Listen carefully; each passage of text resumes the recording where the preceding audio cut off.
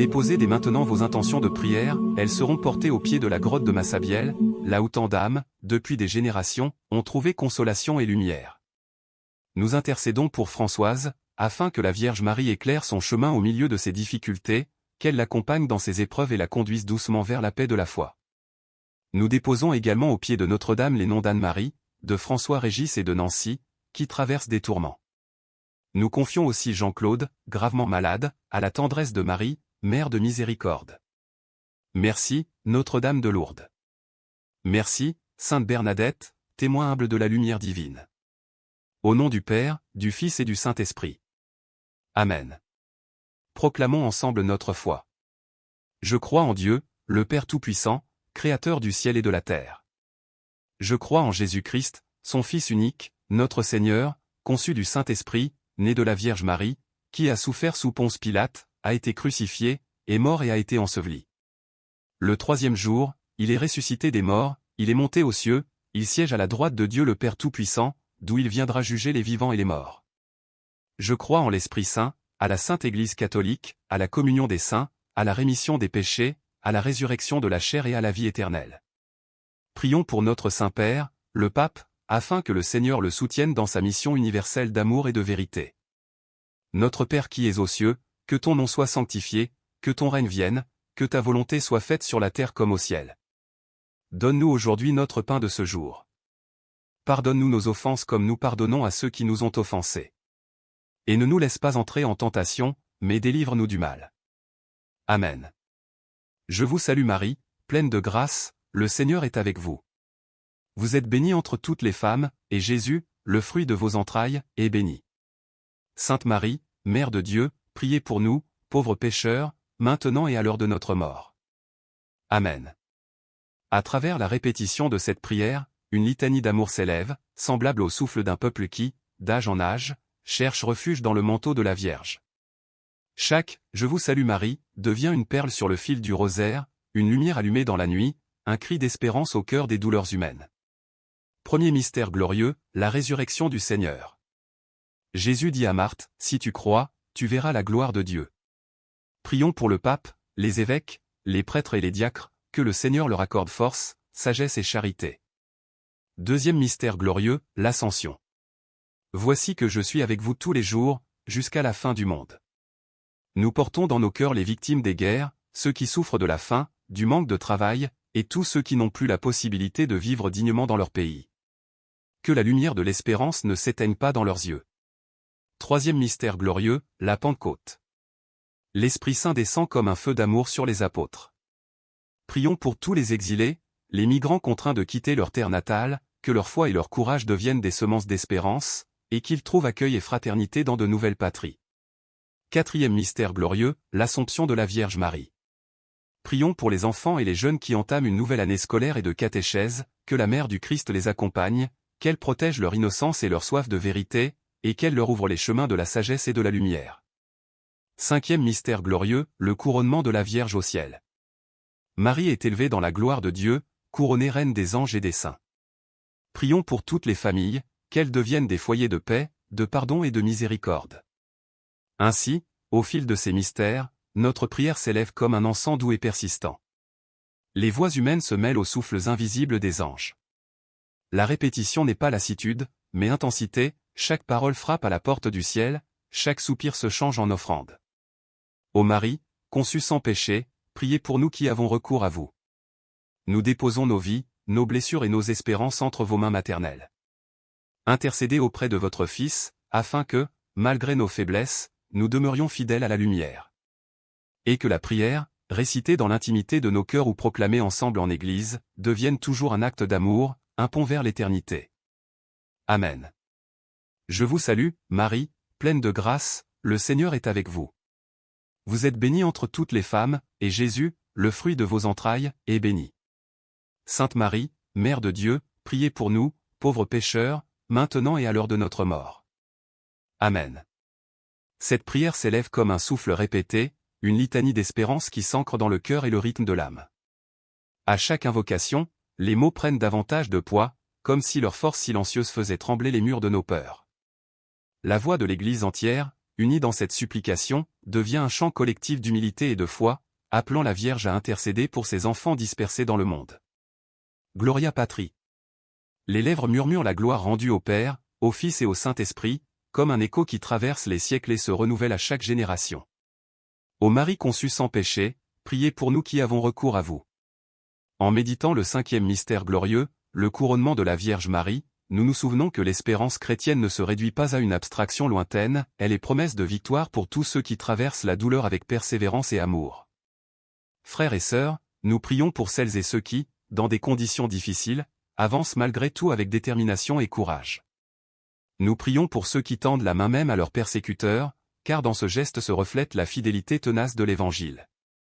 Notre Père qui es aux cieux. La voix s'élève, plus grave et plus profonde, rappelant que nous sommes tous des enfants d'un même Père, nourris du pain quotidien et appelés à pardonner comme nous espérons être pardonnés. Cette prière devient une respiration, une racine qui nous enfonce dans la fidélité à la volonté divine, même lorsque les tempêtes du monde menacent de nous disperser. Frères et sœurs, l'expérience de la foi nous enseigne qu'elle n'accepte ni tiédeur ni paresse. Dans un monde où elle est parfois moquée, tourner le dos à la honte et porter témoignage demeure un chemin rude, exigeant. C'est la fidélité qui soutient ce chemin, cette fidélité dont Paul parlait à Timothée, une fidélité ardue mais lumineuse. Le prophète Habacuc, au cœur de l'Ancien Testament, osa interpeller Dieu lui-même. Perturbé par la prospérité des méchants, il cria son incompréhension et sa colère au Tout-Puissant. Sa voix résonne encore aujourd'hui, pourquoi tant de souffrance et d'injustice? La réponse de Dieu fut un appel à la patience et à l'attente confiante, le temps de la délivrance viendra, il ne tardera pas inscrit cette promesse sur des tablettes, disait le Seigneur, rends-la visible, claire comme une lumière qui ne s'éteint pas. Ainsi se dessine notre mission, frères et sœurs, être des veilleurs qui ne dorment pas, qui ne se lassent pas, qui refusent d'abandonner leur poste. Le pape François nous le rappelle, se plaindre au Seigneur, c'est déjà prier. C'est oser entrer en lutte avec Dieu, lui présenter nos blessures et nos amertumes sans masque. Cette lutte, parfois douloureuse, devient aussi un chemin de partage avec les souffrances liées à l'annonce de l'Évangile. Car nous souffrons aujourd'hui de l'effritement des valeurs chrétiennes, d'une société où l'opinion impose sa norme. Pourtant, même face à l'indifférence ou à l'hostilité, nous sommes appelés à témoigner avec patience. La mission confiée par le Seigneur est immense, mais elle n'est pas vaine. L'Esprit Saint, dans le silence discret de la foi, insuffle toujours sa puissance créatrice. Même si le progrès semble lent, avançons, confiants, dans la force de Dieu. L'Évangile dérange, certes, mais il demeure intact à travers les siècles. Il échappe aux modes, aux cultures, aux circonstances. Il reste une flamme qu'aucun vent n'éteint. Chaque croyant a le droit et le devoir de le faire connaître. Et en cette journée mondiale du migrant et du réfugié, une valeur particulière s'élève, celle de l'hospitalité. Le pape François, méditant sur Saint Joseph, rappelait que la migration est devenue un scandale social de l'humanité.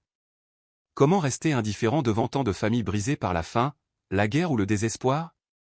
Comment détourner les yeux des enfants engloutis dans la mer, des hommes et des femmes exploités par des passeurs sans scrupules? L'accueil des migrants n'est pas un luxe pour le cré. Tiens, mais une exigence profonde. Comme le dit un jeune engagé auprès des sans-papiers, si les chrétiens ferment leur cœur aux plus petits, c'est l'incarnation elle-même, le Verbe fait chair, qui est nié. Dieu, en se faisant homme dans le Christ, s'est laissé toucher par toutes les blessures de l'humanité.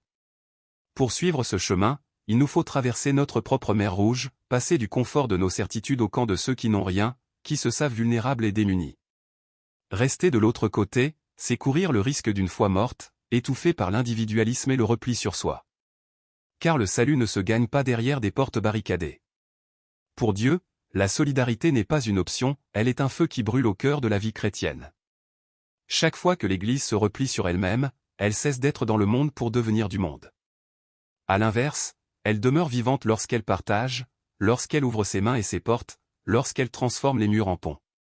Ce n'est pas un esprit de peur que Dieu nous a donné, mais un esprit de force, d'amour et de sagesse. Voilà pourquoi, même dans la crainte, le disciple du Christ n'a pas à avoir honte. Sa peur devient chemin de confiance, si elle est déposée entre les mains du Seigneur. Prions alors, Seigneur, rends-nous fidèles à la mission que tu nous confies. Aide-nous à marcher dans l'humilité, le service et le partage. Nous ne sommes pas parfaits, mais nous sommes appelés, selon la belle expression de Cyril de Jérusalem, à passer des ténèbres à la lumière, des morts aux vivants. Dieu notre Père, tu nous invites à collaborer à ton œuvre. Ta grâce est notre secours, ta promesse notre assurance. Et même notre foi, fragile et vacillante, est un don de ta bienveillance. Remplis-nous au-delà de toute espérance, Seigneur, et rends notre fidélité à la hauteur du don que tu nous as fait en Jésus-Christ, ton Fils bien-aimé, qui vit et règne avec toi dans l'unité du Saint-Esprit, pour les siècles des siècles. Amen. Le Seigneur soit avec vous. Et avec votre esprit. Que Dieu Tout-Puissant vous bénisse, le Père, le Fils et le Saint-Esprit. Amen. Notre-Dame de Lourdes, priez pour nous. Sainte Bernadette, priez pour nous. Ô Marie conçue sans péché, priez pour nous qui avons recours à vous. En ce jour consacré aux migrants et aux réfugiés, nous unissons notre voix à celle de l'évêque d'Albi, qui nous invite à cette prière.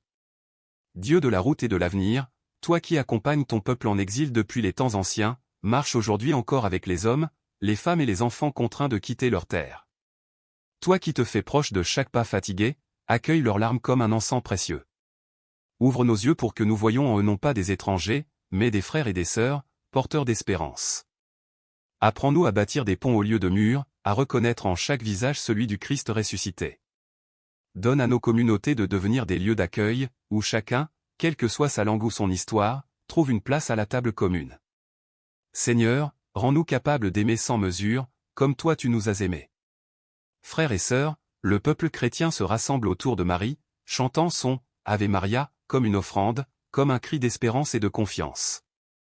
À la fin de cette prière, nous repartons envoyés, témoins d'un évangile vivant. Allons dans la paix du Christ. Nous rendons grâce à Dieu. Au nom du Père, et du Fils, et du Saint-Esprit. Amen.